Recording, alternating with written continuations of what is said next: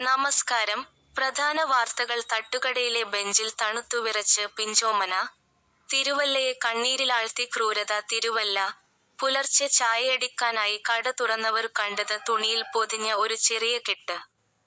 ഒന്ന് തൊട്ടുനോക്കിയപ്പോൾ ഉള്ളിൽ നിന്ന് മെലിഞ്ഞൊരു കരച്ചിൽ.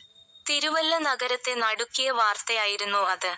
ഒരു തട്ടുകടയുടെ ബെഞ്ചിൽ ഉപേക്ഷിക്കപ്പെട്ട നിലയിൽ ഏതാനും മണിക്കൂർ മാത്രം പ്രായമുള്ള ആൺകുഞ്ഞ്.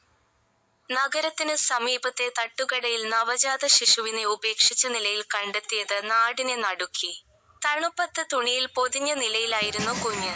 വിവരമറിഞ്ഞ് ഉടൻ തന്നെ പോലീസ് സ്ഥലത്തെത്തി കുഞ്ഞിനെ ഏറ്റെടുത്തു. നാട്ടുകാരും പോലീസും ചേർന്ന് കുഞ്ഞിനെ തിരുവല്ലയിലെ സ്വകാര്യ മെഡിക്കൽ കോളേജ് ആശുപത്രിയിൽ എത്തിച്ചു.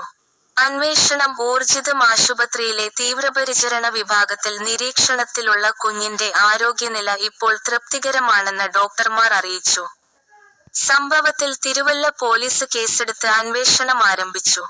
നഗരത്തിലെയും പരിസര പ്രദേശങ്ങളിലെയും CCTV ദൃശ്യങ്ങൾ പോലീസ് പരിശോധിച്ചു വരികയാണ്.